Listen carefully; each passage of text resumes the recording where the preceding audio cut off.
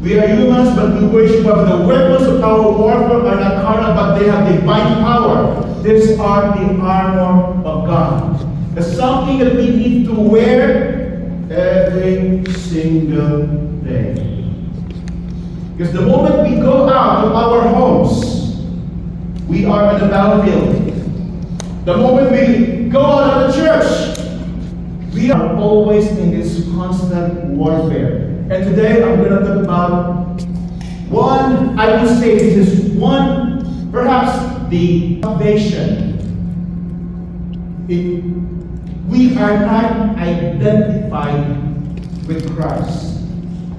Without salvation, without the helmet, we will not be part of the army of God. In other words, there is no battle that needs to be fought. You could be part of the enemy, or you could be not part of the army.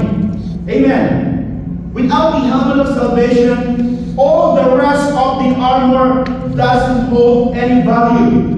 Amen. Because without salvation, our troops could be the world's truth. Have you heard the phrase, your truth and my truth? Truth becomes relative, based on what you feel. We are living in a culture where truth is now based on what makes me happy, what makes me feel good, what makes me successful. Your truth and my truth. Without salvation, without the helmet of salvation, your truth, our truth, holds no value. Without salvation, my righteousness, your righteousness means nothing. You know, the scripture says that unless we surpass the righteousness of the Pharisees, we will not be able to enter the kingdom of heaven. Because that righteousness must be based on our salvation, our faith in Christ. Are you with me, church? Amen. Without salvation, our faith, our shield, could be just a dead faith. Just like James says, you know, you have faith, I have faith, but without works, you're dead. Your faith is dead.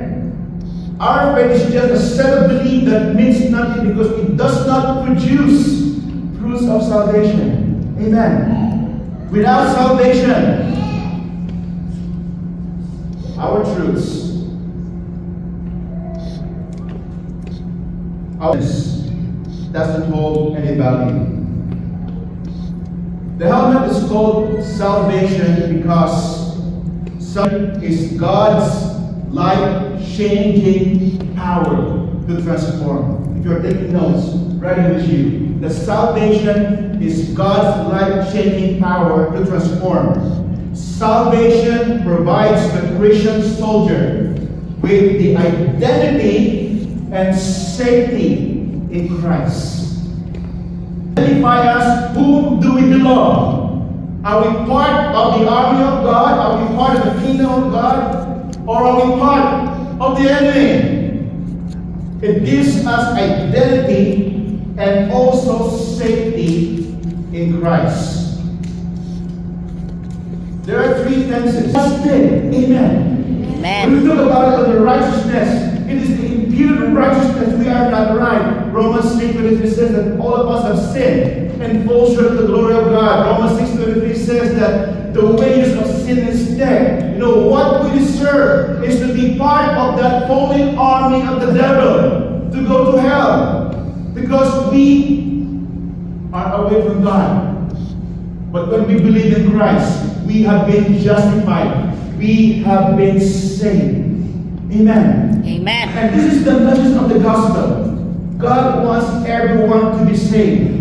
And that salvation cannot be earned. That salvation cannot be bought. That salvation can only be received as a gift from God. Because Jesus did it all. That's why today we call it justification. The present tense is what we call sanctification. We are continually being saved. Brother, do you get a picture of the man